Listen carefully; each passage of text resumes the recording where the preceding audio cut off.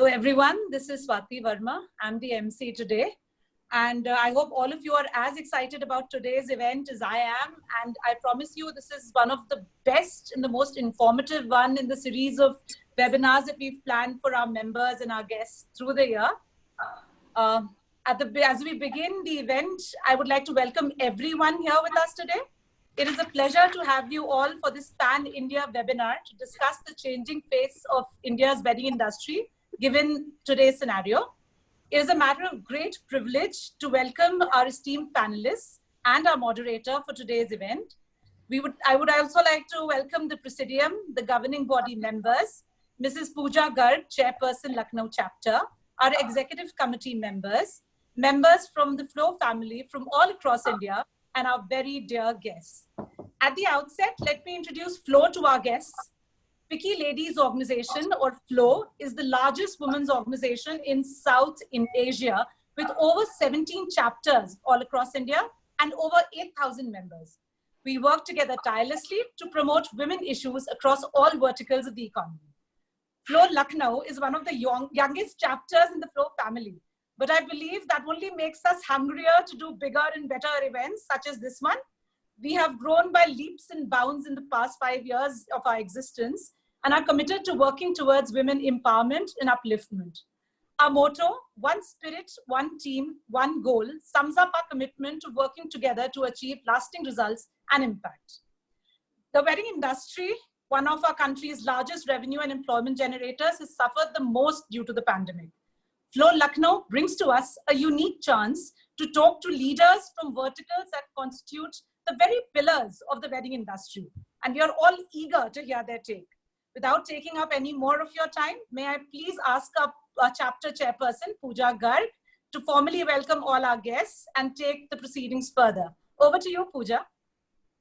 Thank you so much, Swati.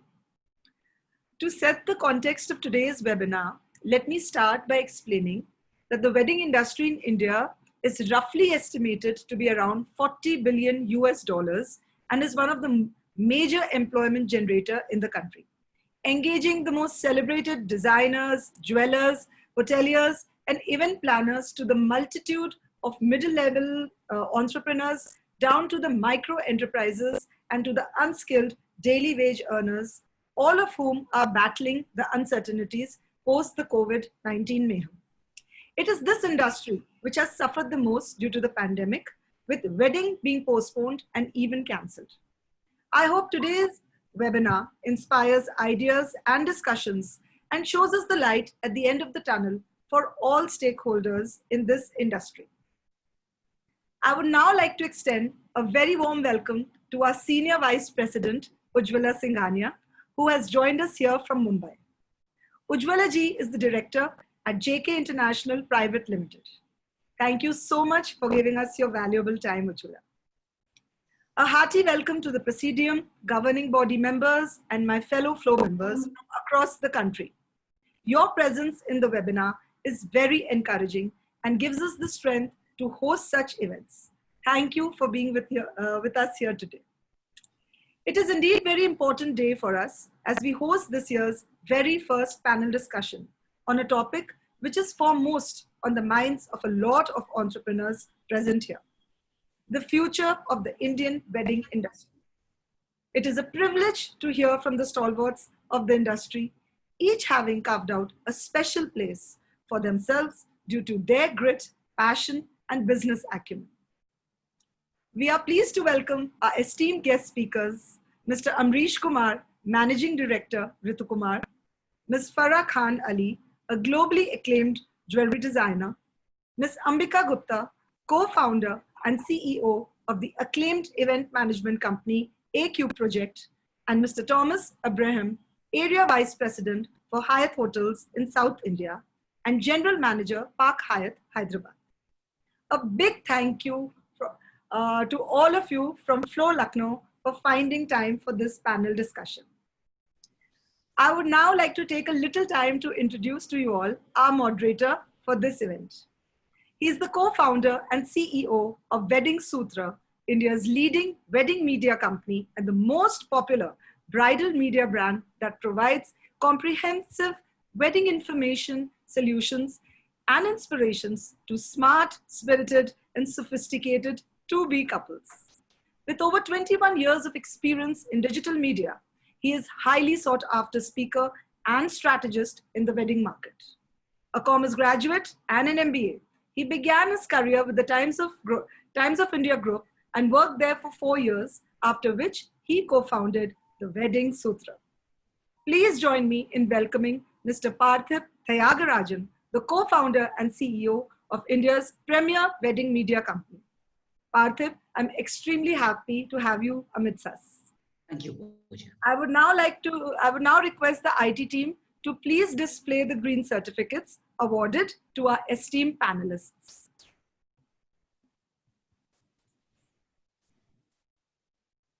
We at FICCI welcome our guests by planting a tree in your name at Koraput in Odisha in association with Trees for Tribals. You can track your tree on growtrees.com with a unique identification number given on the green certificate. This is our small way towards contributing to a cleaner and greener tomorrow. The first certificate is being presented to Ms. Ambika Gupta, to Ms. Farah Ali Khan, to Mr. Amrish Kumar,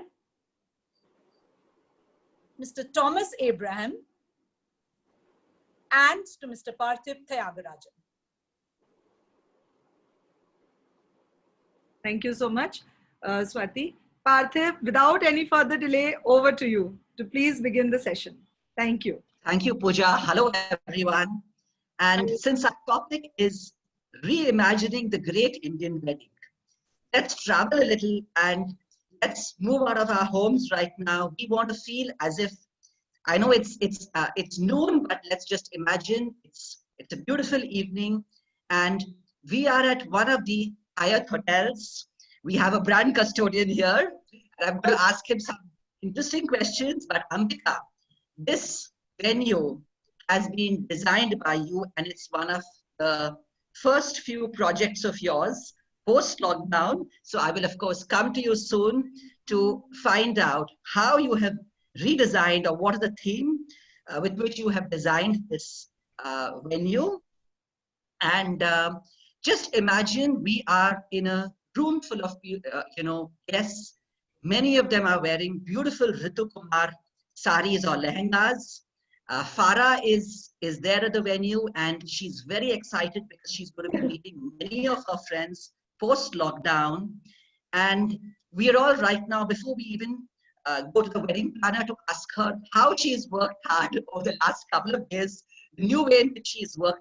My question is for Amrish. Okay, so Amrish, you're coming to this venue and you've been in lockdown for 2 months and of course you've been going to work, but it's one of the first few social events you're attending because it's your friends. It's been hosted by your friends. And I just want you to, imagine, as we have said, reimagine.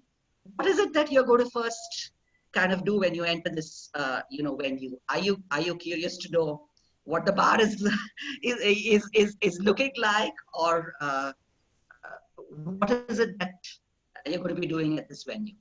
2 months or 3 months or 4 months post lockdown, yeah, whatever. Well, it'll be important to know where the bar is at least.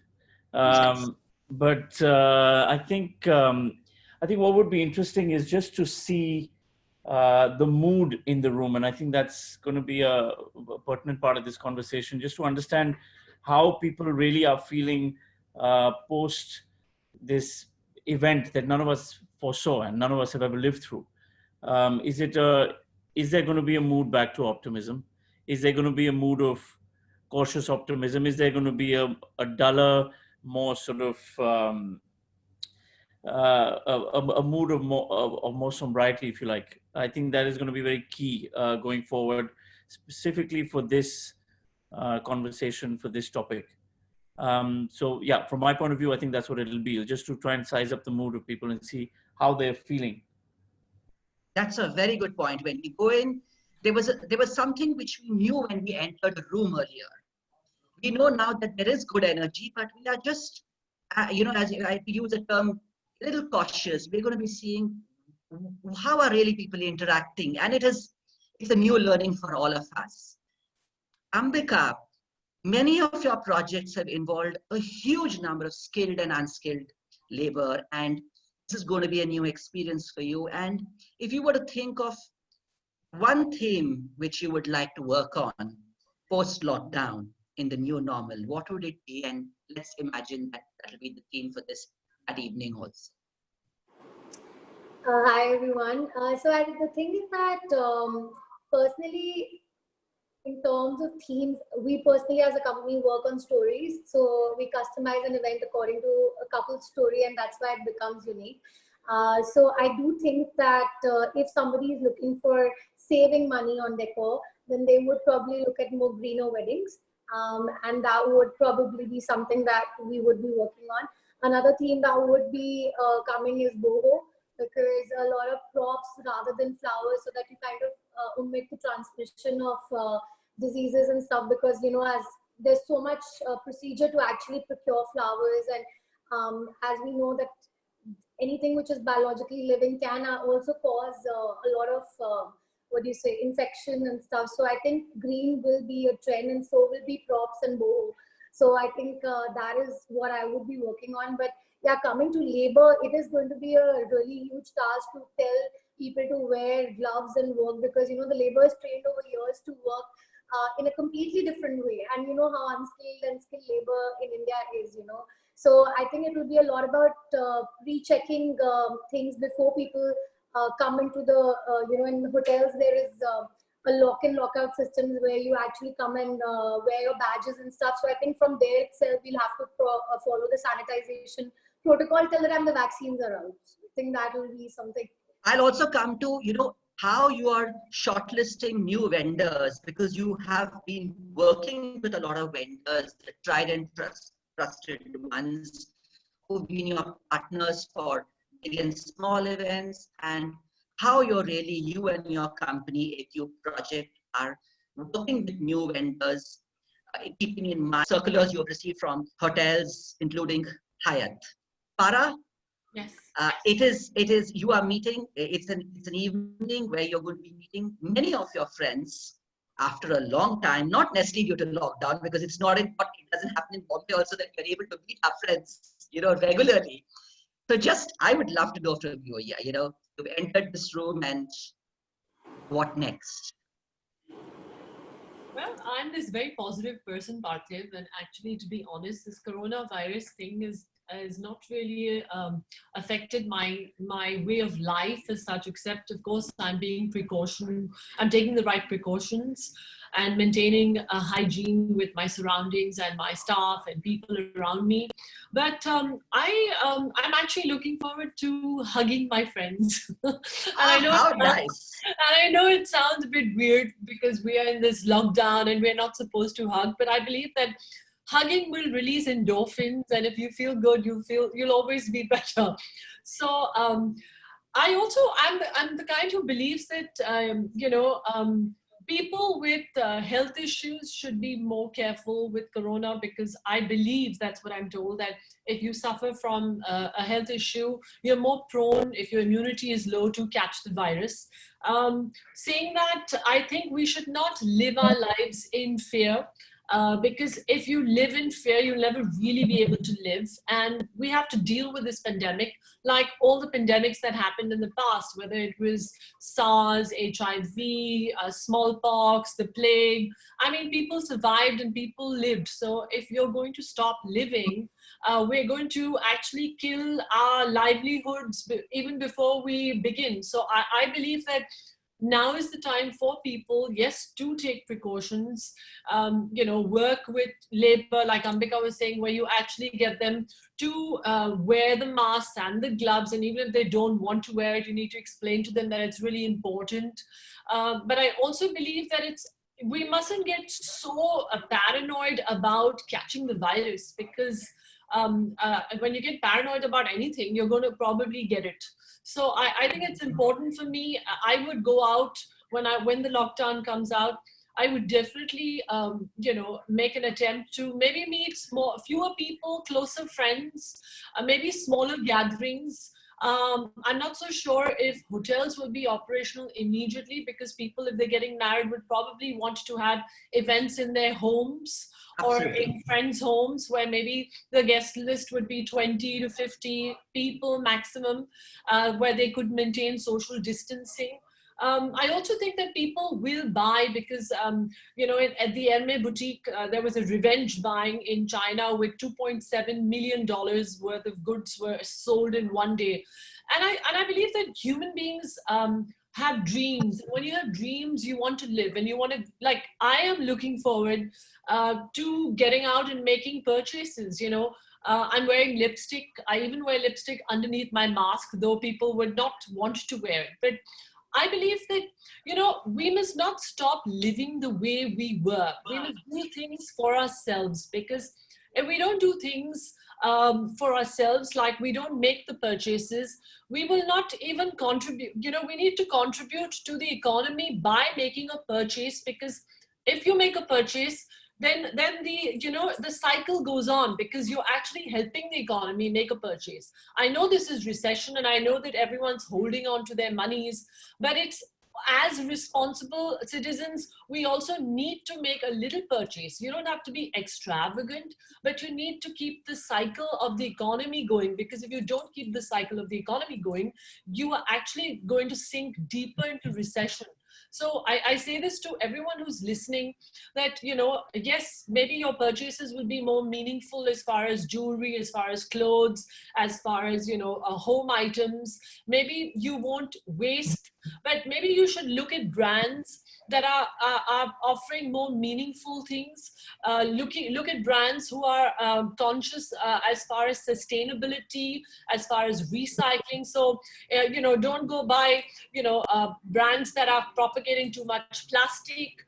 Try to get natural things, because it is upon us to sustain our environment, our planet. And we have to think of ways of how we can actually work together with brands and with the choices we make, to prevent the pandemic, but at the same time, keep the cycle, going. Because And what we really need, Farah, is, you've put it right. Amrish has also put it. We need good energy in the room. yes, When there is good energy in the room, so many people out there spending, giving each other. We learn so much from people. After all, many of us learn from textbooks. Many of us learn from practical advice. Even going out is going to be, and which is where the hotels also have a lot of responsibility. We are all very eager to know. And I have two questions for Mr. Thomas Abraham. One is, I've seen a lot of notes from the hotels on the security measures, but of course, I'm just curious to know, will bars be operation when social events will happen, or there is still some time to even think about that for social events? Yeah. Okay, so Partip, thank you for the question. I think that from a hotel's perspective, customers are looking for a safe environment to come into. So whether that's a room or a restaurant or even an event space, I think the guests would feel more secure and safe with their well-being when they come into a hotel. So with all the arrangements that have been made, not just at Hyatt, but at any hotel company today, that, like you said, you've seen all the notes that have been coming your way over the last couple of months. At Hyatt, for example, I just want to share with you that, internationally, we've got a Hyatt Global Care and Cleanliness commitment that we have made. We've tied up with GBAC, which is our Global Bio Risk Adversity Council, and they're going to be accrediting all of our hotels across the world. So these are the measures that are being taken. So would customers come? I think they would. Would event spaces open immediately? Well, that's to be seen. I think we are preparing rooms, restaurants, event spaces. And am I right? It will be rooms, restaurants, and then event spaces. That will be the order which your hotel will, post lockdown. Well, we are actually waiting for more directive from the government, and I think state governments will decide how they want this to be opened, whether it's in a phased manner or all together. We don't know as yet, but we are ready either way. So different state governments will give different directives, and there are possibility that some may just open with rooms and restaurants and event spaces later, and some might even open all rooms, all restaurants, and event spaces. Is that what may happen? Well, Partip, for example, Kolkata, for example, has already opened the hotels. So they've already opened just rooms as of now, not yet restaurants and event spaces. This might change in different states. So we're awaiting more information to understand better how this is going to happen. Partip, I just want to interject. You asked me a question regarding the venues. So I think any venue which follows the sanitation protocols and which will also follow food safety measures will become preferred venues of choice by default. It's not going to be about which venue you want to go to. I think it will become that any hotel which provides more protection, and at the end of the day, the guest knows that their guests are also safe, will become the preferred venue of choice. So, like Mr. Thomas said right now, in Chennai we are in red zone right now. So over here the hotels are still shut. So each city is going to have its own coping mechanism, and it will go into phase-wise distribution. And right now, for the current time period, home weddings are going to be the norm, as well as smaller banquet spaces, because the number of people are only 50, which are allowed, I think, until September. So that's what we are probably looking at in terms of venues. So you are already currently in the process of shortlisting a lot of vendors who will be helping you with all the protocols. I'm not changing my vendors at all, because these are people, because a brand is established based on the skilled labor that we worked over with years, and vendors, you don't stop your association because you have Corona in place. It'll be training them. The time you will be spending is training them and working with certain specialists who will help you with training.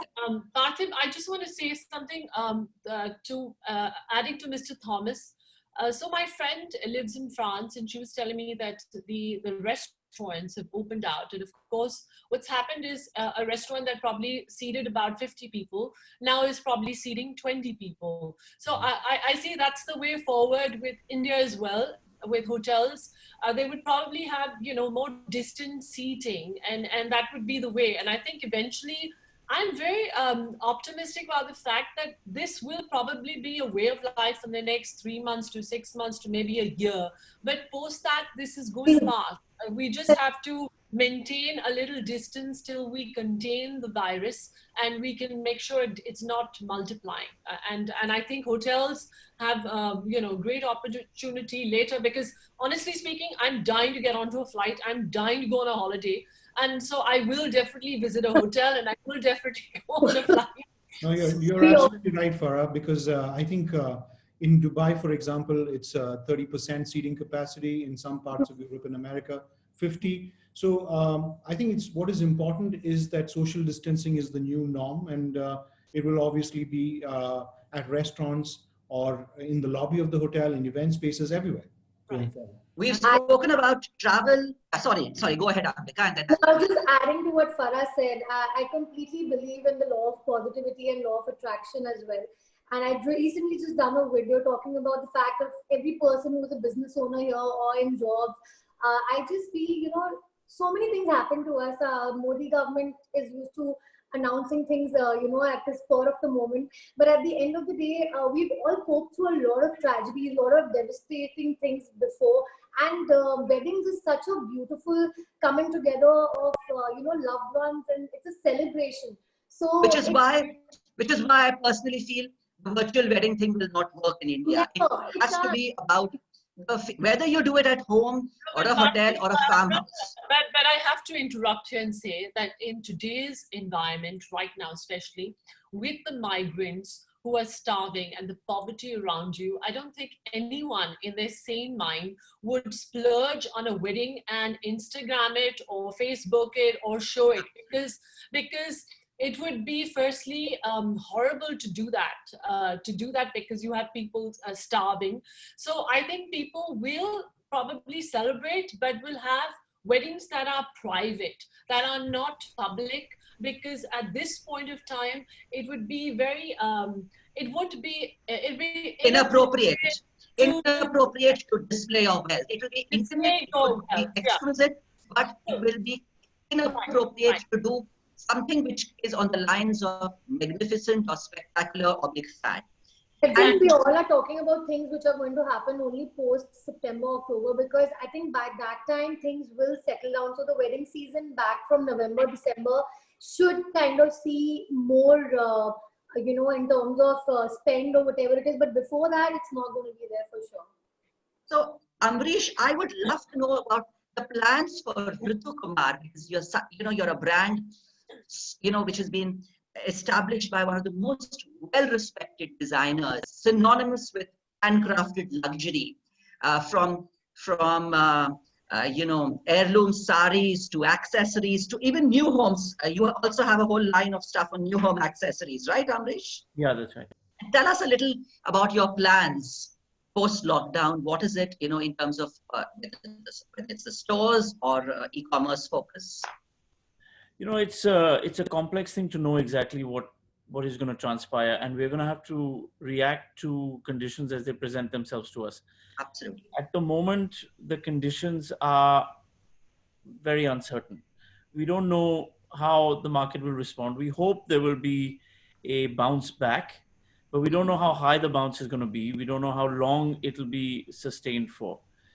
Specifically with the wedding market, I agree with the other panelists. There will be a bounce back. There will be a move back towards some kind of normality as we knew it. The question is not if, the question is when. And that will then dictate how we govern our businesses, how we govern our inventories, and so on and so forth.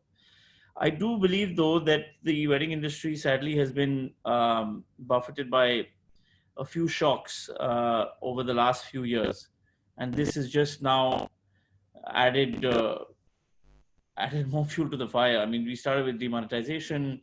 We had a pretty weak market the last year or two, and now with this pandemic, people's behavior, etc., will change.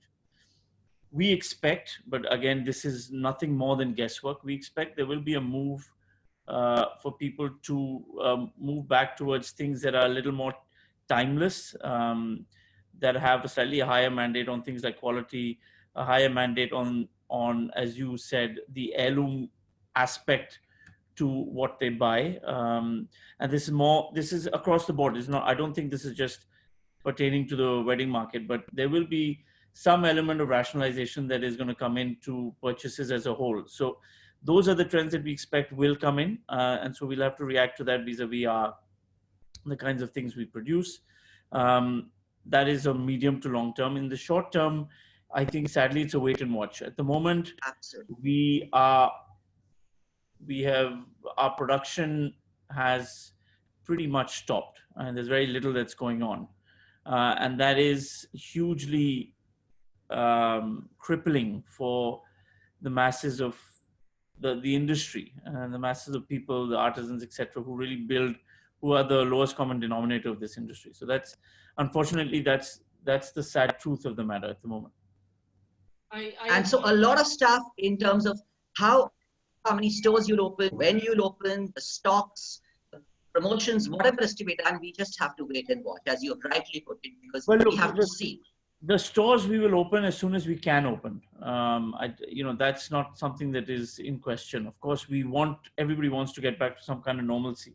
The problem with the stores is that given that footfalls are going to be extremely anemic, I think the entire structure of retail is going to change. The cost of real estate is going to take a massive structural, permanent blow. The wedding market, yes, some amount of it is done online, but really people want the touch and feel, etc. So it's not like the other parts of the other brands that we have, which are more Pret or what have you. There's still a requirement for physical spaces, and when you want to buy goods, where in the Indian wedding market is essentially our only luxury market per se in clothing and things. So for that, there will still be a mandate for coming to stores, but stores and things like rentals, etc., that's where we are currently battling. And those are battles that we need to be able to win in order to survive. So, and then we have to be a strategy for tier 1 and tier 2. So go ahead, Farah. I need to add to what Amrish is saying. He made a very good point where he said that heirloom products would do well. So the way I look at it, going forward, there'll be two types of products that would stand out for fashion designers, jewelers, people who are in home products, whatever. One is, of course, the very minimal affordable lines, because people are going to wear less, opulent stuff on an everyday basis because they're not going to be so social. So they would wear less opulent stuff. So that would be a minimal line. But the other is, jewelry, if I was talking about jewelry or clothing that depended on more craftsmanship. Because at the end of the day, you must realize people who were throwing weddings for 500, 600 people are now throwing a wedding for 50 people or 60 people. So they'd have more money to spend on quality versus quantity. So even in their gifts, when they're gifting, when you were gifting, when you had 500 guests and you need to give each one a wedding gift, you'd get into a budget. My budget is say 10,000, 20,000, 30,000 per person. But now maybe you would take, you'd probably have 50 people to gift, and you'd probably spend a little extra and make more of an impression, and you would look for things that are not so easily accessible. So I think brands and designers have to work a little harder, where they stress more on, like Anush said, quality. Of course, with the quality, you need to also have a certain kind of affordability. But of course, when you're talking of haute couture and you're going into quality, then there is a certain price factor. But if you're talking about a pret line, you can make it fun, playful. But at the same time, the affordability is very important in that pret line. So I think there is work for all, but more importantly, people have to keep spending, because when they spend, they support the economy. And if they support the economy, we support the karigars, we support the craftsmanship at the lower, strata of society, and we need to do that. So even if you're spending, you need to make that. So whoever's listening out here, please do go spend. It could be anything, but when you spend, you are supporting the economy to survive. And even though we're in a recession, it is important to keep spending, even if it means on non-essential items, because the fashion industry, the jewelry industry, all support huge amount of labor. And today I'm also sitting with a complete lockdown. I have orders, but I cannot get those orders processed because the factories are shut.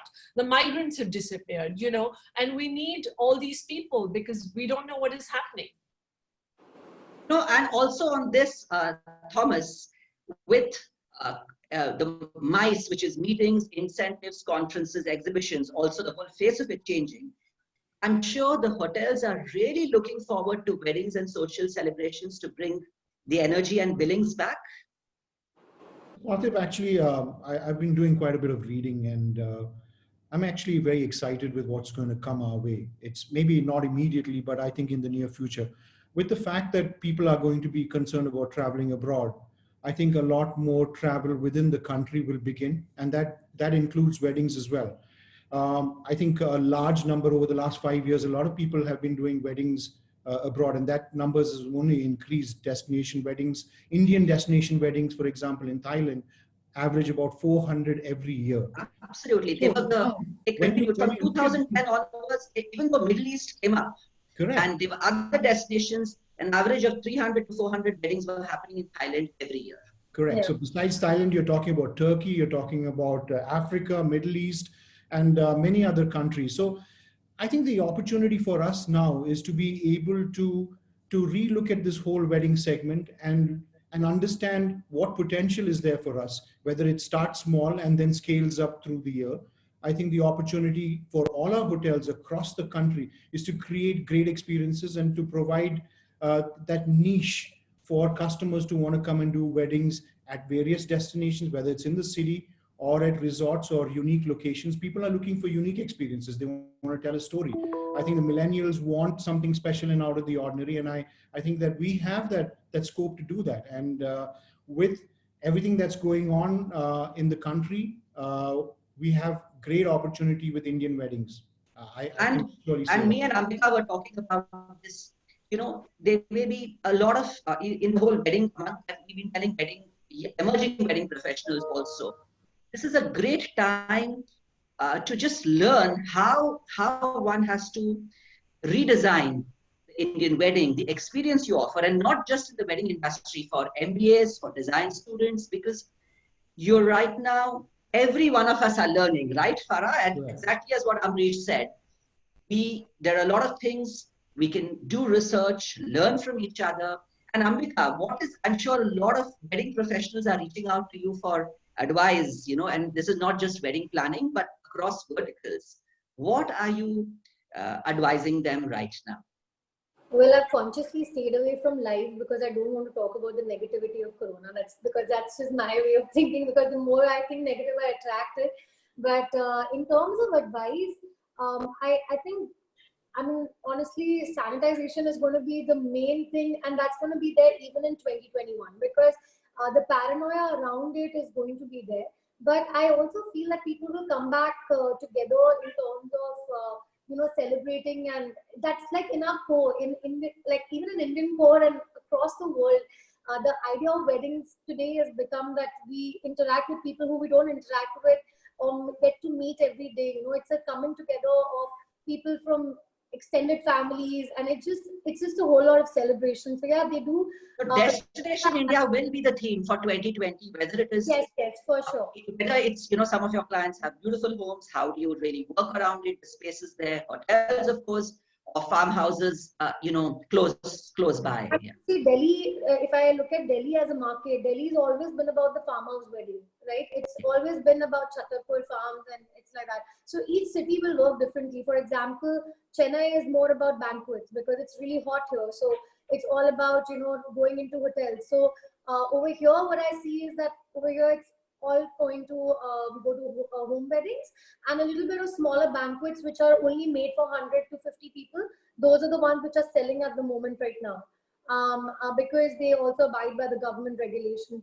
Whereas industry advice goes, a lot of people are very concerned about budgets, spend, how is it going to be, and what is it that people are going to spend on. So what Farah said is actually really right, because since the weddings are going to be more intimate, and in Indian weddings, people save over the years. It's not like money which is just recently kept, because parents. Which is why it's been referred to as a recession-proof industry. Correct. Right. It is a recession-proof industry. It's just that, like she said, that people are not going to be flamboyant about it online. But at the end of the day, they are not going to cut down on the guest experience. So if today I wanted to give somebody something worth 5,000 as a return favor, I probably might look at spending more on that, because that will become the thing which they can easily give, and it's a memorable thing to hold on to. So that is true.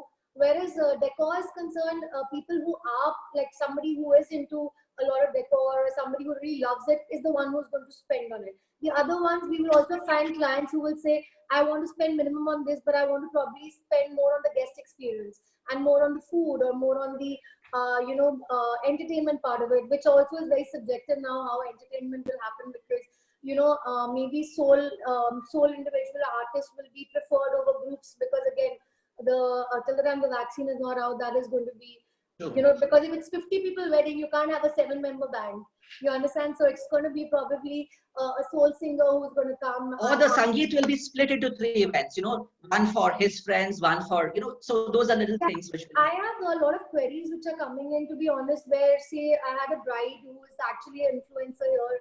She wanted to get married, so she has 50 people getting married in June, because they can't move the Muhurtam date. They can't move the date of the wedding because there's nothing auspicious for the next 2 years for them. But what they're doing is, in 2021, they're doing a grand celebration when things get okay. So a lot of people are going to the trend of post-wedding parties. So what will happen is, a lot of the home weddings will happen, small weddings will happen, and then they will plan for a post-wedding party, which is becoming common. The thing is, like Farah said, we are dreamers. As humans, we're dreamers. We live with dreams. We look to achieve, right? So at the end of the day, a girl or a guy, as soon as you're born, you hear the word wedding, and you hear all of these things. So at the end of the day, nobody's going to compromise on their vision. I think those who really wanted an intimate wedding and their parents were forcing them to go into a 1,000-pack or 2,000-pack wedding are the ones who are going to be like, let's use this opportunity and do it our way. Absolutely. The ones who want to get married the way they want to, wearing Ritu Kumar, or wearing Sabyasachi, or wearing all the top-notch brands, they are going to live their dream and wear a Farah Khan jewelry or wear the heritage jewelry that they want to. So that's going to happen eventually in 2021. I think. There's going to be a lot of think practical, dream. There's a lot of things. Different people will go through different processes. Farah, since you're so active digitally, and I'm sure at this stage, there are a lot of emerging and established entrepreneurs who are engaging with you on phone calls, DMing you. And it's just not about today. About today, first time people don't ask how's business. They ask how's family, how is you? And then we get on to talking about work. And I'm sure you are talking to a lot of women entrepreneurs, and do share some experience. Do share with us what really the conversations are all about right now, and how you are trying to help them in your own way. So I think post-corona, definitely Abush was saying that the way we retail is going to change. The way we reach out to our customers is going to change, the way we engage with our customers. So you will have to concentrate a lot on websites, build websites that are interactive, engaging, where you can actually even probably have augmented reality on it, whether it's clothing, whether it's jewelry, whether it's products, interiors, because customers may not, right now have the touch and the feel of things, though weddings are personal and people want, maybe we as brands could reach out to people on a touch and feel basis where we make personal appointments and, send a staff that is sanitized and tested and all of that. But talking digitally, for me, I have been very, very digitally active since the past many years. And to me, being on Instagram, being on Facebook, being, having a website has really helped me as a brand. Firstly, it helps me connect to my clients. Secondly, it is converted into sales. And I think clients end up buying from brands, not because only about how the way the jewelry or how the way the clothes looks, but it's a lot about what is the brand stand for, what is the brand, philosophy of the brand, and do we relate to that? So the brands need to now tell those stories to their customers so that their customers can relate to them and come, and digital is the only way to go. So I would tell every entrepreneur, please do spend some time building a website. Spend some time not only building the website, but also making sure that your website has the reach to reach your customer database. Thirdly, do not spam your customer database, because a lot of brands end up spamming them with hundreds of newsletters and hundreds of SMSs, and then the customer gets bugged. So you need to maintain a nice relationship with your customer, and you need to win the customer over with what you can offer. And maybe you need to throw in more than what you normally do in the past. So maybe you throw in, bundles and offers for your customers, which are something extra. Like me as a brand, I would probably throw in something like maybe birthday discounts on birthday months, or maybe, free servicing of jewelry throughout the year, things like this, which are extra, maybe tell my customers, which I'm actually thinking of telling them, I'm still working it out, but bring in your old jewelry and I'll redesign it for you, because a lot of people have stuff that they haven't worn, passed down from generations. And it's nice to do that for them, because it's a service you're offering them to do for them. And I think that's what brands need to focus on. Brands need to focus on more giveaways to your customer, and also definitely invest in augmented reality. If you go to the Gucci app, if you download the Gucci app, and you'll see you can try on a lipstick, you can try on a hat, you can try on a pair of shoes, you can even see how a beautiful vase looks in your home, or how a table looks in your home. So I think augmented reality is the way going forward, and I as a brand am working on it. It's going to take me a couple of months, but we're definitely looking at that, so customers can try on jewelry and try on our lifestyle products and see how it goes. So even as far as Ambika, if you're going to be doing, themes, maybe you could create augmented reality rooms. Even Thomas Abraham, if you're going to be doing hotels, you create augmented reality rooms of how the rooms would look for your customers, so they can come and actually, say, okay, we like what you're offering, and then they book it. Because seeing is believing. So it's really important to reach out to your customer in terms of visuals, and visuals digitally are going to be the in thing now. Less print, more online. So whatever it is, be online and do it aesthetically and engaging your customer. Well, you've of course spoken about the digital thing, but what about, life skills or, just generally how to keep yourself mentally fitter and stronger? I'm sure Amrish, Farah, Ambika, you're all, you know, uh, role models for many people. So what is your advice there? So, personally, I am a positive person because I believe positivity begins with self-worth, and self-worth begins with a clear conscience. So, if you can live your life knowing that you haven't harmed anyone or hurt someone, you're going to have a very clear conscience. And if you have a clear conscience, you're not going to be afraid of anything or anyone, and you're going to speak your mind, right?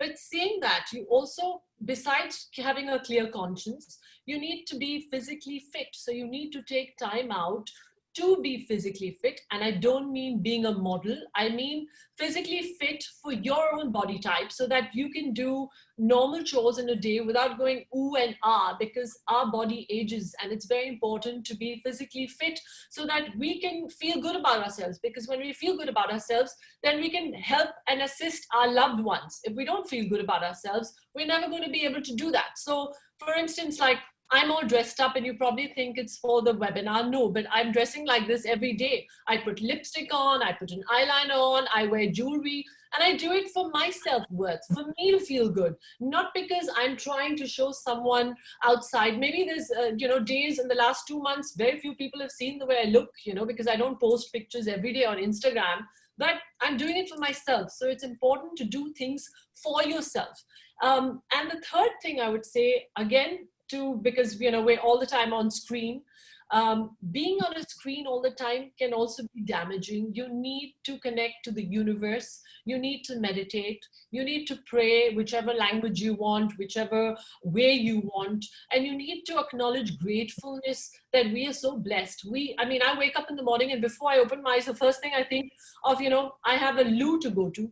I have an air conditioning in my room. I'm sleeping on a bed. I have food to eat. And these are things we take so much for granted. So we need to realize that we are so blessed. And if you can, on top of that, make a difference to someone else's life, I think you'll have a very positive, balanced life. And that is all about. And why am I saying this? Because even in an aircraft, they say, in case of emergency, pull the mask to yourself first before assisting others. So if you can't breathe, you cannot look after your mother, your father, your children, your husband. And unfortunately, in India, we're conditioned from childhood, to be this pativrata, to be this doting daughter-in-law and the doting daughter and the doting sister, and always give, give, give. But you can only give if you look after yourself. So first, take the oxygen for yourself before you assist others, because then you'll be able to do a damn good job. Very nice, Farah. Thank you. It's all what you've really spoken about is kindness is itself. One is how to take care of yourself, and kindness is a great way to build immunity and every minute be grateful for what you have. Amrish, a question for you on anything which is your own life mantra, or something which there are a lot of questions for the MD of Ritu Kumar on the collections and fabrics, among other things. Everybody is curious to know what would Ritu Kumar's bridal collection look like, post lockdown, for brides but of course we'll come to that later. But anything on your own life mantra, business mantra, which you would share with others? Yeah, I don't think I'm going to be anywhere close to as articulate as Farah was. As you can see, my look and feel mantra is a little bit scraggly because I've been able to go to a barber for a while. If it helps, Amrish, I did my own blow dry. I'm doing everything myself. I tried to get my friend to cut my hair. It was a disaster. I don't want to share it on this webinar. I have to pull over it. But look, I don't really have a mantra that I can share with you. I mean, I know what I do to keep myself. I think just be honest and aware with the world around you, and that's really all I can say. Great. Of course, for all of you, you've shared that a lot of things right now when it comes to weddings. We need to wait and watch. Just one second. I need to just add one more thing to that long thing I said. And it's so important for every one of you to do something for yourself in a day, whether it means just taking an hour for yourself, 2 hours for yourself, whether taking off on a girly holiday with your girlfriends. Of course, you must plan one even after this, or whether it means having, maybe a Zoom call with your friends or whatever you need to do. It's important to look after yourself. I mean, take that time off for yourself. It's nice to be giving, but give that time to yourself as well. So that's it. Go ahead. Sorry, Pam. Okay. A lot of questions have come in from the audience, and I think, Pooja, is it time for us to move on to the Q&A? Yes, I think we can. And I think... Sure, please go ahead, Ambika, before we go. If anyone would like to, Thomas, Amrish, Ambika, if you'd like to add something before we go on to Q&A. No, I mean, Faraz said everything about, what you need to do with yourself. But since we are talking about weddings, and a lot of people have also written to me about their emotional health and how anxious they are with their weddings and with the money that they have probably blocked with venues. Some of the people had already planned their wedding for November. There were weddings which were already booked with hotels, and there's a lot of anxiety around that as well, in terms of outfits booked, in terms of whether now that they're postponing their wedding, will their outfits be in trend next season, or all of these things. I do feel that I do empathize with that, because I mean, it is a tricky situation to be in. So I would say it's a good idea to be in close connect with your designers, with your hoteliers, because they are the only ones who can help you in easing out that pressure and anxiety. And I also request Thomas, and probably, we are having local needs as well, that for the hotels to be a little bit more generous and open to the idea of the brides and the family sentiments, because at the end of the day, we all have to come together as a community, as a wedding fraternity, to help out the customer as well, because these are years of savings that people actually do spend. So it's easier. It's one thing to say that we do this and that, but at the end of the day, it is hard-earned money, and a lot of people and a lot of brides are very anxious, and they do write to me, what do I do? Should I cancel my booking? Will the hotel delete all the money that I've bought, and or will they give me only a 50% refund?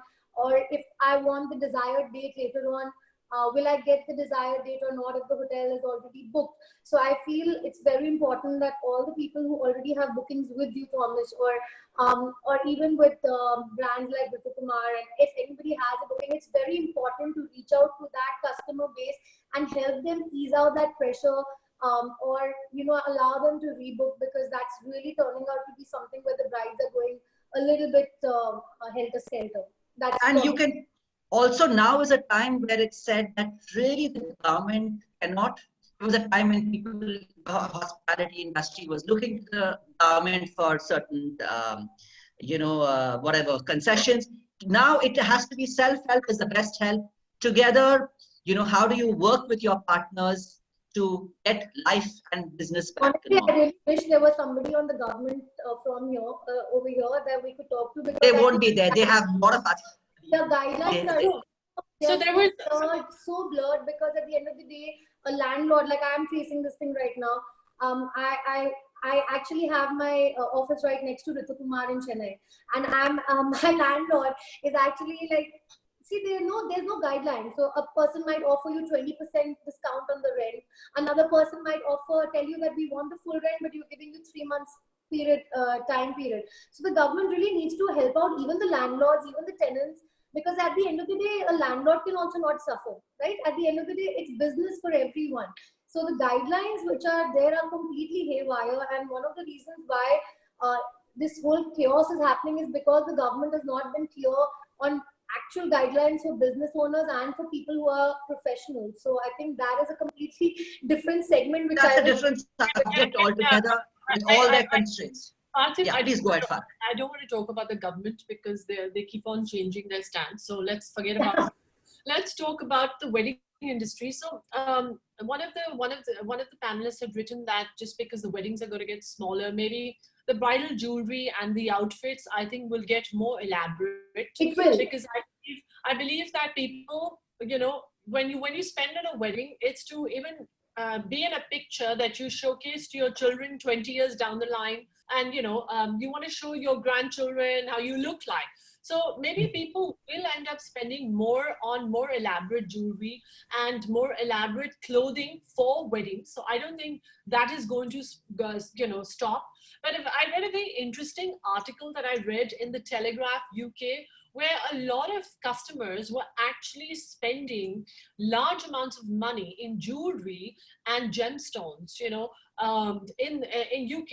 I mean, a huge amount of customers, especially in time of recession, because it was a way of just feeling secure, feeling safe, because stock markets are down, land is down. So people were doing that, and that's something I just read in the UK Telegraph. You can probably Google that article, or maybe if I find it, I'll send it to Parthiv and he can share it with you all. So I think people will spend, but instead of focusing on 1,000 people and 500 people, they And 500 dishes. 50 to 100 people, and that wedding budget they have, they will spend it in that experience that they give their customer, their clients. But at the same time, they may not be spending so much on exposing themselves, like Facebook, Instagram. They have the pictures, they spend on the photographers, but they may not expose it to the public. So they'll do it after 6 months. They'll do it post lockdown, when the situation's better and when the country is a better thing. So I think that's going to happen. And we must remember that the whole world was in a coma. Okay. Now, a few of the parts of the world have opened up. We are now in a coma. We are also going to get through. But eventually, this too will pass. And we're going to come out and we're going to survive it. And one day we're going to have probably another session where we'll talk about what we spoke about today. Great. I wanted to add a point. I can just add here, please. I think, like Ambika was saying, is that while things are now getting smaller and more refined, I just want to add here that even from a hotel's perspective, besides the venue, I think the whole way that food and beverage will evolve is going to be very, very different. There will not be these large size buffets and a huge number of dishes.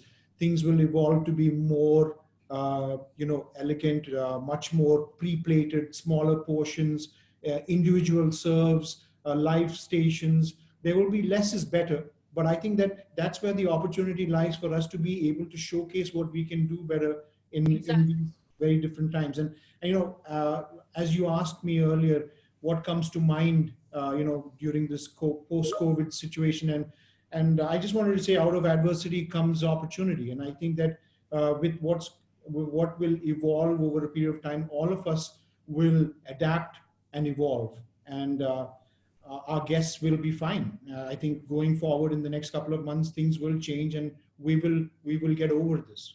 Great, thank you. I think it's time to move on to the Q&A and maybe request Ujjwala Singhania if she has any questions before we move on to the audience question. Good afternoon, everyone. I'm really happy to be here with this amazing panel and Lucknow chapter and everyone here at the event. Thank you, Pooja, for organizing this wonderful event. My question is, do you see in future people watching weddings in their homes, like more of technology based, instead of everyone attending the wedding? I think Ambika would be in a best person to answer. So hi Ujjwala, nice to meet you. So the thing is that I do think it will be a very short-lived trend because the idea of celebrations is of coming together. But having said that, I think life was already happening before as well. Even if there was a 1,000-pack wedding or it was a 300-pack wedding, people were always taking an opportunity. Like if there were people who couldn't make it for the wedding or were not invited for a particular function, there was always a web link available. So yeah, that could be an added thing, but it will not be something where virtual weddings will become the next trend. I think it's a very short-lived trend because as humans, we love to interact, love to hug, love to have a laugh, have a drink. And enjoy the food. Even if it's pre-plated. Mrs. Singhania, we webcast, we did the first live wedding webcast way back in 2000.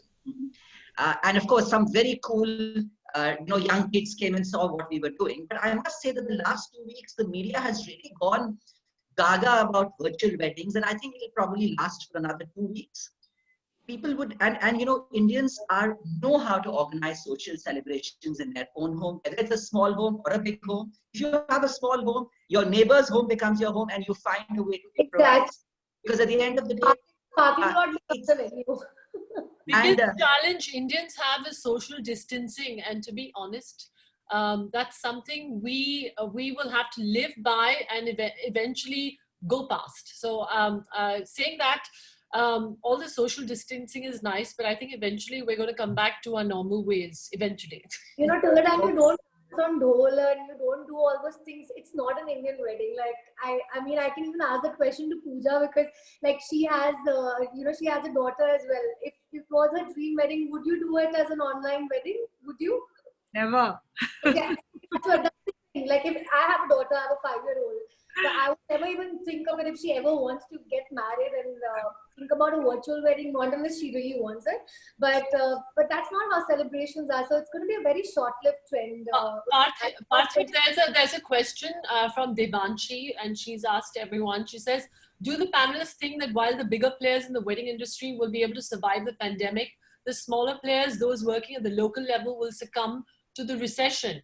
I feel that every business, some of the smaller players will survive, some will go out of business, because to be honest, we are right now in this economy where the government has asked us to be self-reliant, which means even though MSMEs have been promised loans, the banks are not giving it to people unless they had already taken loans. So that whole information was incorrect. And so some industries will survive. Some brands will survive, some will not. And because of that, the smaller players who may not survive it have to think of new ways of surviving, because only in disruption you can actually think of new ideas and come out successful in a disrupted market. So this is the time for brands and smaller players who may not survive the pandemic to move in a different direction and bounce back, because this disruption is going to favor you eventually. I also think that I always say that post-lockdown or any recession, new leaders emerge, and it is not about how big or small you are. The ones who know how to be useful for what consumers want today. There's something which consumers want 3 years back. Tomorrow they'll need something. Whether you're a big player or a small player, if you are dynamic, you are talented, you have hard work, if you are doing a useful product or service for what your consumers want tomorrow, you will be. I also feel like during this time, people who will survive, I think this pandemic is going to teach us a lot about savings. I think one of the things which a lot of people who are going to survive this is also going to be people who have a lot of savings throughout the year. And I think it's a great idea to also look at how we look at money from here onwards. Apart from that, yes, big players, small players, that's going to happen. And collaborations, being dynamic, like you said, is going to be the survival mantra, because we'll have to re-strategize, readjust and readapt to actually survive in this current market. Thomas, you wanted to add something? Yeah. I just wanted to add that I think the opportunity here, like you said, is to be unique, to be different, to create a niche for yourself in providing customers something truly unique. And that's what will make us stand out in this very difficult time to survive going forward. There is before we go on to a very interesting question on Bollywood and will it have an influence like earlier, there is one question for Amrish I'd like to address, because it really is, it's what would be the way forward for smaller and for smaller brands, city-specific ones. I would presume maybe it's a brand in one city only. What are the little things one can do to tide over these times with fewer sales and, plunging numbers? Well, I think the most important thing right now, and it doesn't matter if you're a big brand or a small brand or a medium-sized brand, I think that the critical pain point for everybody is their cash. Cash is going to be difficult to come by because you're not going to have much sale. Now, if you have low costs, you can control that and you can ensure that, you survive to fight another day, which is, let's not kid each other. That's where we are today. Everybody's in survival mode. Everybody needs to figure out how to fight the next day. And that's how you've got to think. So if you're able to keep yourself and your head above water, then you should be fine, and things will turn around, as everybody's saying. As far as regional players are concerned, I think they have a distinct advantage because one, you may, I mean, of course, I can't imagine what your cost structures, etc., are, but you will have less in terms of, large outlays and things like rent. You probably won't be sitting on too much inventory. And the great benefit you will have is you're closer to your customer, you're closer to the ground, you know the pulse of the market better than brands that try and do it for a much larger scale. So I think net, my advice would be just hunker down, fight for survival, because this too shall pass. Thank you, Amrish. Next question is interesting. This is from Arpita Anand. And it was, so the earlier question was from Swati Verma. This one is from Arpita Anand. And Farah, Amrita, Amrish, anyone can answer. Weddings are a lot influenced by movies. What do you think will this influence continue to be there, and especially for clothing and celebrations? I think if I'm to go first, I think you must understand this pandemic is something new to us right now, but we are a product of our culture, our environment, and our upbringing. So our brains are already attuned into thinking in a certain manner. Okay, the only change we need to make in our thinking is how to protect ourselves and how to sustain this pandemic. But I don't think it's going to change the way we feel, the way we want to dress, the way we want to experience. So we're going to find ways of working around this to experience the same experiences that we were used to, because when we think back of it, it gives you a sense of pleasure. So I don't think movies are going to stop influencing. Movies will always be an influence as far as weddings. But like I said, we're going to be thinking more quality, less quantity. So instead of 550, instead of 1,000, you'll have 100. You're going to replicate everything on a smaller scale, but a more meaningful scale. And I think that's what we need to understand, that nothing is going to change. Maybe, wedding planners will probably have to do something more, the things that stand out, things that are more symbolic with the bride and the bridegroom. Maybe that goes back their family generations, tell stories. We need to think of new ways of doing things. Make it symbolic, make it meaningful, and you will always have a successful wedding. And if you can create the successful experience with the people at your wedding is a win-win, whether you have 500 or 5,000 or 50 people. I would like to add to this that recently I have brides sending me pictures of Rana Daggubatti and Minika's engagement. Engagement in Hyderabad, yeah. Yeah, it actually was a roka, not even an engagement. Now the thing is that the reference pictures have started coming of their function, right? So they've set the new standard, because there's just a pretty tree decorated, there's small props and cozy seating, and she's posted about her outfit, her jewelry, and she's wearing beautiful jewelry for her event. So at the end of the day, Bollywood is always going to be an influence. When Virat and Anushka got married, when they got married in Tuscany, the trend of traveling to Europe became more an Indian wedding. We started seeing that. It's always happened that way. Thailand became a trend after a celebrity went. Bali became a trend. UAE is becoming, a trend after the Kapoor Khandan got married over there. So the thing is that at the end of the day, it's always going to be there, because we look up to our movies for celebration. So, and also Mihika did something special. She wore a creation by her designer friend. It was something. So it was all about it. It is what is called something new, something they didn't have something really grand or question that said that it's inevitable to not have Bollywood influence. It's going to be there, and actually this is an opportunity where Bollywood stars could actually influence the trend of the upcoming season, because what they will do in terms of the intimate celebration will become a trend for 100%. And that is those are the influencers also who will really do well, because whoever is now going to be recreating a different form of content, it relates to what people want. And there was a question on, now since we were talking about destination weddings, Thomas, there's a question from Hemant Kale. He's a Bombay wedding planner. He is asking a question not on hometown weddings, but for destination weddings. Is there any thought on, you know, whether you will insist on a buyout, or whether it'll be 50 to 70% of the rooms which which can be given for a destination wedding? Well, I think it's a bit hard to answer this across the country. All So questions are fairly hard to answer right now. Yes. I think it will purely depend on which hotel, the location, the time of the year, of course. This pandemic will pass too, so obviously we will get back into a time which is more in demand, which will then provide for lesser rooms as compared to a time when we will have more rooms to give for a wedding. But I think that these are things that will certainly be looked at by most hotel companies, because weddings will play a large part, keeping in mind that most hotels do have large inventories and banquet spaces, and will obviously be wanting to be flexible in order to accommodate that Indian wedding. That's what I would say. Everybody is taking baby steps, and even the hotels is no exception, that you're taking, obviously the way you're thinking right now, October, if you have inquiries for, say, a destination wedding in a higher property, basis, the rules and regulations, and among other things, you will work around it. That's right. That's correct.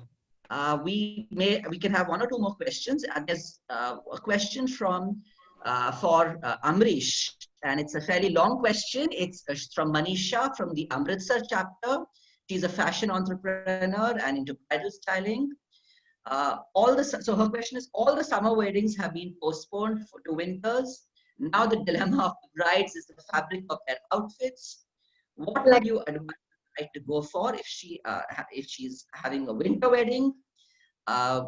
Stick to organzas and pastels, or there'll be a new collection rolled out with winter fabrics like silks and velvets. Look, the thing is, of course, it depends on where you're getting married and what the events are going to be like. And I think these choices tend to be extremely personal. I don't think there is any sort of set formula.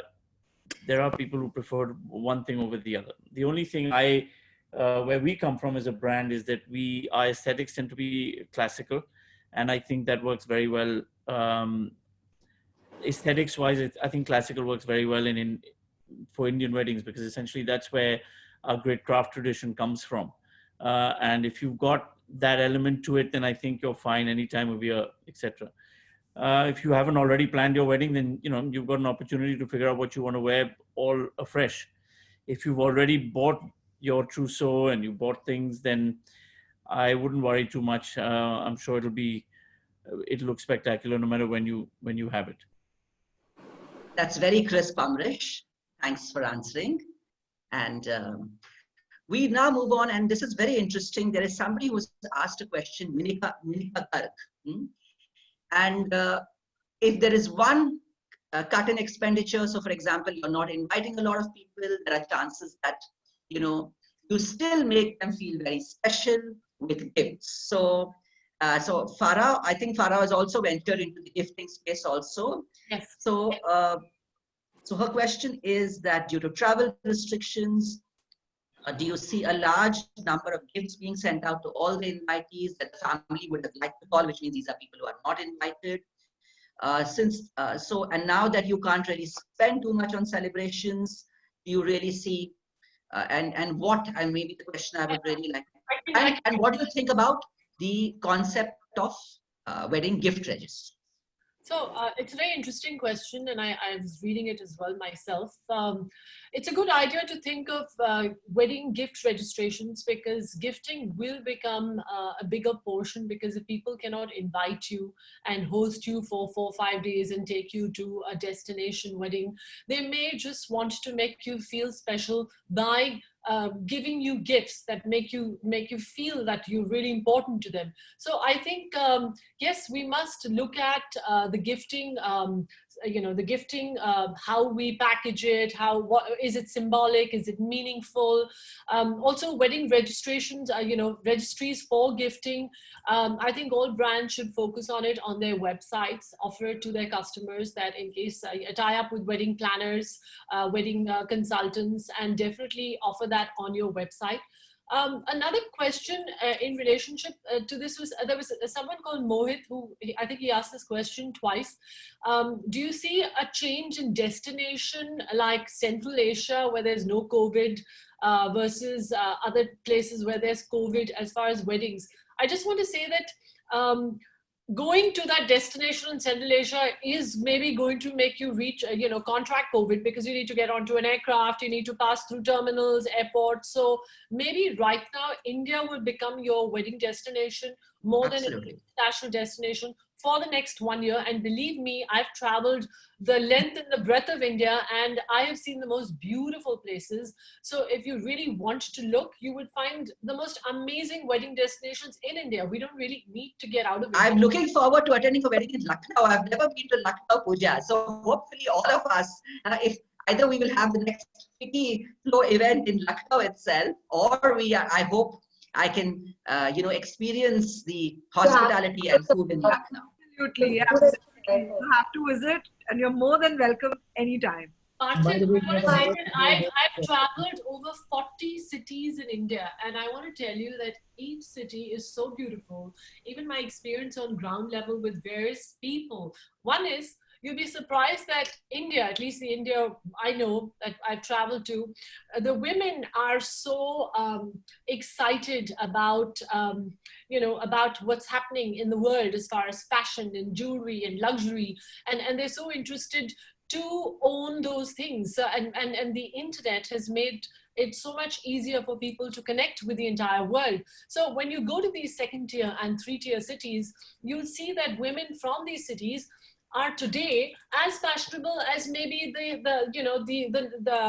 metros like Bombay, Delhi. It's just that because they're not in the metros, you don't see them and they're not spoken of. But in reality, some of them, a lot of them, had the most amazing fashion style statement and travel the world and could speak about topics like, would just blow your mind. So, and because a lot of these women, are parts of YEOs and YPOs and EOs, and they're all connected. In fact, I personally am the ambassador of the Ladies Circle of India, and because of that, it's a non-profit organization that helps a lot of charitable causes.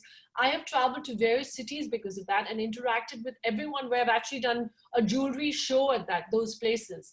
And I had a wonderful turnout. So I think there's great potential in our domestic market. And if I have to quote the PM, think vocal, be vocal and think local right now, because for the next 1 year at least, local products are going to be more in the forefront. So it'd be nice for us to even empower the local products, because when you empower your local brands, you're empowering someone at the ground level, a karigar, a craftsmanship person, a restaurant, person who works in the restaurant, a laborer, the migrant. So let's spend a bit, guys. And I'm saying this to you again, don't hold back your resources. Spend, because spending is going to get us out of this recession faster than you imagine. Ambika, you'd like to add something to that before we wrap up? I think there are 2 questions I read. I didn't scroll up higher, but one was about should we decrease salaries, or I think that's Isha. I think so. Isha has asked a question where whether you should decrease salaries or you should decrease the number of workers. I think it's a very subjective thing for brands personally. Because, for example, I can only say for myself, like what we've done is right now, in the month of April, we had retained and given salaries to everyone. But as of now, because there is an off season in the wedding industry, we have retained a few people. Everybody still has their jobs, but we've retained a few people who are working on a full-time salary, and the rest of the people are right now on leave without pay. And then we are rejoining them on June. So what it does is it eases out the rental. Plus, I think all of them also wanted some time off for their family, at least in my case. So I think I just gave it off to them. But it is going to be to each his own. But I think rather than cutting salaries, it's better to reassess maybe smaller teams who will work as a well-knit unit, because that could be the norm. And for other people, it might be that they retain all the employees and go into 75% salaries or 50% salaries. So it's going to be to each his own business, because companies which have 70 employees will work very differently than companies who have a smaller unit like 10 or 12. So it's going to be very different to each his own. There are some with 770, 700. There are different, and it also depends on how things pick up, when they pick up. Is, you know, can you have work from home? There are some businesses where you can't have work from home. And keeping that in mind, each entrepreneur has to use their own good head and heart to decide how to, of course, you can take advice from friends in different industries and then decide what works for your business in the short run. And destination recently on Instagram, like on my page, I've been posting about this Taj Baker wedding that we did, which is in Kerala. And it's a beautiful, gorgeous property, and it's actually only meant for 124 to 150 people.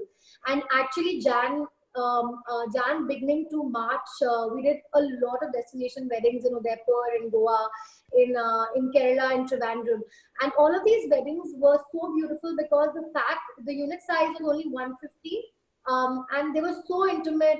The gifting was exceptional. The food was exceptional because, like how Thomas said, pre-plated things would always, it's always nice to have a sit-down dinner than to actually go and have a buffet. So these things are what we need to probably look and reinvent. And we've been getting so much traction and so much love and response on those weddings because I think it's also resonating with the mentality right now, because in a good destination, you don't need to do too much decor. So, you need to just make it look really elegant and really nice. So I think those are, India has some gorgeous, absolutely stunning venues. And I think we should look at those options right now till 2021 mid at least. Great. So Parthiv, there's a question here by Abhishek Behani. And he says that since all the summer weddings are now going to be postponed to winters and all the international weddings are now going to happen in India. So, according to him, compared to our supply, is there going to be a rise in the cost rather than a decrease in the cost? This question comes to Thomas because if the tariffs are going to rise, there are going to be so many weddings here. How the normal people are going to survive this? I mean, like if the costs are going to rise, the tariffs are going to rise, how they will book the hotels? I think good question, and I just wanted to start by saying that this is obviously going to take time. This wedding is not going to be for 500 people in the next month or 2 months. So we're talking about 50 people for the next couple of months before it even increases. So at this stage, we have more than enough supply across the country. And I'm sure that over a period of time, that balance will be struck between the FIT traveler and that wedding group that's going to be coming in, the rooms that will be given out to both parties. So I think that there is no need to worry at this time. Tariffs will not be shooting off the roof at this stage, and things will evolve in the next few months. And it's all wait and watch at this time, and that's what everybody's doing. We want to understand how this business is going to evolve. We're going to understand how people are going to be traveling to these destinations and figuring out what's that ideal number going to be for that destination wedding for at least the rest of this year. I think costs will not come down or increase because with the new normal, there's a lot of redesign which the hotel has to do. It's like your airline fares can't they definitely can't come down just because there's less demand. So similarly with hotels, but at the same time their rates can't really go up because the spending capacity will not be there. So I think whether it's designer garments, hotel rooms, airlines, you will see, depending on the month to month, but definitely not a sudden drop or an increase. So maybe we can have the last question, Parthiv. Okay, so let me just see you WhatsApp me. So let me just pick one of the questions, and then we are to go. Again, this is maybe one of the panelists can answer. This is from Deepti Chopra. Do you foresee a cut on the overall costs? I would think rates in terms of hotel tariff, garment costs, event planning, jewelry prices. So any of the panelists can answer. Okay, since nobody's going first, I'll go again. As far as jewelry, like I said, jewelry brands would offer jewelry that is minimalistic for daily wear and affordable. But the jewelry for weddings would always be determined by the raw material cost because, frankly speaking, unlike the Western counterparts, in India, people buy jewelry based on gold and diamonds and gemstone material. It's not like there is a markup of some 500, 600% that jewelry brands abroad do it. So I don't think the jewelry costs would go down because gold has gone up. So we have to stick to the pricing of the raw materials in the market. Diamonds have not dropped in price because the dollar has gone up and the diamonds are dependent on the dollar rate. So the dollar rate goes up, the diamonds remain, and the demand, and India, just to tell you, that has stopped the supply of rough diamonds into India for the next 1 year to protect the diamond people in India, so that they have controlled demand, controlled supply, so the demand remains. So the prices of jewelry will be the same. But as far as weddings, when you're buying, of course, I think the brands will offer you better services, more meaningful jewelry, more bespoke things, more things that you could work together with.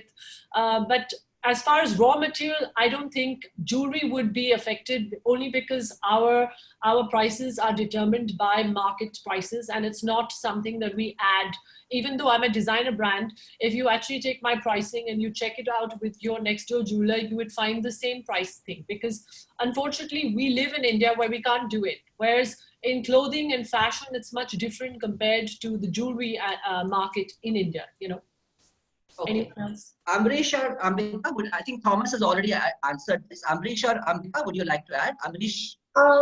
Let Amrish say, then I'll say after that. Yeah, well, I don't think pound for pound there's going to be a much change in prices. I think what will happen is people will prefer to wear things simpler, and therefore the top end of the market will see some correction. Perhaps the very expensive stuff, of course, there are some bias for that, but by and large, I think people will become a little more frugal. So in that sense, but it was already happening. It's not, it's just going to get exacerbated with the current situation. Things were getting simpler anyway in terms of fashion. But, you know, a little bit like Farah, we don't in India suffer from the multiple of pricing that perhaps international luxury brands do, bar one or two exceptions probably, but for the bulk of the market, it is largely based on the cost of the product and the cost of putting it together. So yeah, I think there'll be a change in the way people are dressing, not necessarily the change in the intrinsic product itself. In fact, sorry, because just one last thing. In fact, when you're buying from your brands, please do not, bargain on labor, especially as far as jewelry, because when that labor is charged to you, it's not because it's going into the brand's pocket. That labor is to support the craftsmen who are working for the brand. So, in India, the labor on jewelry is really low, though people, may feel that it's high, but no, because there's a lot that goes into it. It's no more the olden days where you called a karigar and you made him sit in your office and you made him set a stone. There's a lot of checking to see that the diamonds that you're getting supplied are natural diamonds, not man-made diamonds. To check this, a lot of resources are required, and that costs money. To check that the gold that you're getting is 18 karat hallmark gold, not 17 karat or 16 karat, because in the past jewelers would say they're selling 18 karat, charge you less on labor. So anytime a jeweler charges you less on labor, please question the caratage of gold, because that's where the jeweler is making money. The labor has to be a certain rate for the gold content. If the gold content is 18, the labor will be according to that. If you think you're getting a cheaper deal as far as labor, there's something wrong in the gold content. So know this, and I'm telling you this because as a brand, I believe in being transparent with my buyers. Whether you choose to buy from me, that is your prerogative. But it is my duty to be transparent with you and tell you that what I give you is what it is. I'm not going to offer you something and give you something else. So this is very important, that you have trust with whoever you're buying with. And once you have trust, then you will never have a question of pricing, because we as designers, we as brands, we're not just selling objects, we're selling stories, we're selling you products that we've put our heart, our soul, and everything into to create something beautiful that will pass down generations and become something precious and more priceless with age. So when you do go to a designer, no, you're not going to a tailor, you're not going to a karigar, you're going to a designer brand that has a responsibility towards their customers, and they are going to stand by you. They're not going to be fly-by-night operators. They're going to stand by you for the next couple of years and more even through your lifetime. So those are the things you need to know. Sorry, I'm being blunt, but I always believe when you're blunt, you get out all the other things out of the way, and then you can decide whether you want to do business with us or you don't, right? The last word from Ambika. Please go ahead. So, well, I think the wedding planning fees as well, or the wedding designing fees, fees-wise, it will not go down because the amount of time invested in a wedding over 6 months, sometimes it's over a year, sometimes it's over 3 months, is the same amount of effort that you require to do a 50 people wedding or a 200 people wedding, because I have done both, and I'm saying even if we've done 5,000, the effort to do a 100 people wedding is the same by a company. And this is something which we've been seeing as a trend over the last few years, that people are more willing to pay a higher fees. But say, for example, I had a client right now who was absolutely okay with paying our creative fees because we are bringing something fresh to the table. They're not going to a local tent wala. They're coming to us, where they get expertise, they're getting brand value, they're getting something unique and not off Pinterest. And at the end of the day, they are okay with spending less on the decor, less on other aspects, but they want that the function is managed properly, that there is no compromise in the quality of the event. So I do feel, yes, we will be giving much more to the customer as added services, and probably, like she said, transparency is going to be very key, because somebody who might reduce their fee will try to earn somewhere else, because at the end of the day, everybody wants to do business. So it's more important that you talk to your wedding planner and say, listen, hey, I'm okay with paying you the fees, but I don't want any additionals after that. And then you can probably have the bills and other things which are given to you directly. So pay the fees so that they don't compromise on the work or try to dwindle your money from somewhere or the other. Because no matter how respected a brand, I'm telling you again, being blunt, at the end of the day, it is money for you, it is money for them. So it's more important that there is trust and bond with our clients. And honestly, when we work on weddings, people become our families, because as planners, as designers, we work over such a long time with them. It's more important that we develop that connect, develop the honesty, and then probably cut on areas where nobody will hike any prices. But I don't see that a huge cost will go down, because I'm honestly not taking up weddings where if a client has a budget which does not suit or is not able to pay our fees and is telling me to do a wedding in 1 lakh, I don't want to do it, because there is smaller fish in the market who could actually benefit from it. For me, it will be a loss, because getting seven or 10 people from my team and doing that wedding will not even make sense. So there are smaller players who they will reach out to, which is okay to let go for now. So I am at least doing that. More importantly, Parthiv, even airlines, like we're talking about prices dropping. In a recession, prices don't really drop, because there are fixed costs, and so those fixed costs have to be supported. So even airlines, I mean, they can't go rock dirt. You know, only when business is good can you offer huge discounts. You can't offer discounts when your business is not good, right? So even in airlines right now, I think flights are going to become more expensive, and even because airlines have to block the seat in the center to provide that social. I think most have refused to do it. Yeah, even said it's not feasible. Yeah.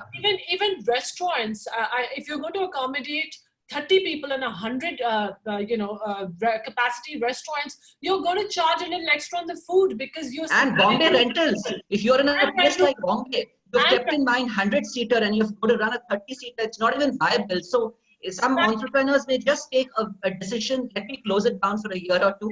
It's better to open with some peace of mind. Yeah. And the bigger the brand you are, the more responsibilities, PR damage. Of course, we can go on and on, but I think time is up. It's been great chatting with all of you. Thank you. And has been, even though it's a virtual session, it doesn't feel, it's like we're all face to face. And I think over to Pooja now. Thank you.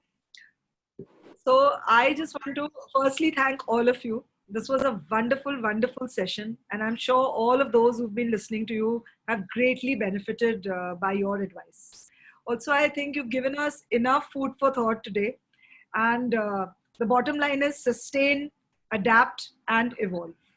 And spend in your own markets, sustain your own markets, sustain your own economy, spend money, which Farah has said it quite a few times, spend so that we can support our laborers, we can support our small enterprises, the MSMEs. So I think, yes, you have shown us a way forward. And I'm sure a lot of the people in this industry have benefited today with your talks. Thank you so much for being here today. Thank you to all the panelists. Thank you to all the panelists. Amrit, thank you. You were a wonderful moderator. So now back to Swati. Just take 1 more minute of your time, all of you. My God, what an interaction. It was such an eye-opener. And a big thank you again to Mr. Tyagarajan for asking all the right questions, and to all our panelists for their brilliant and insightful responses. I would now request our Senior Vice Chairperson, Mrs. Arushi Tandon, to please give a formal vote of thanks. Thank you, Swati. Good afternoon, everyone. Good afternoon. The coronavirus crisis has felled many. The big fat Indian wedding is surely one among them. Wedding will see a definitive shift to the virtual world. Thank you, our panelists, Farah Khan Ali, Amrish Kumar, Ambika Gupta, Thomas Abraham, and Parthiv Tyagarajan, for your insight into this most important topic that I know affects all of us here. We can really think which is more important, the date of the wedding or the size of the guest list. Small weddings can take place far faster than big bashes. Before we leave, I would like to take the opportunity to thank our Senior Vice President, Mrs. Ujjwala Singhania, for attending this event.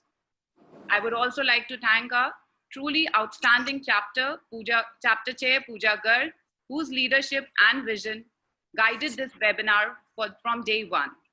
I would also like to express our heartfelt thanks to our sponsors, RG Infra City Private Limited, Shalimar Cough, Wild Punch, Quiff, and now Lucknow.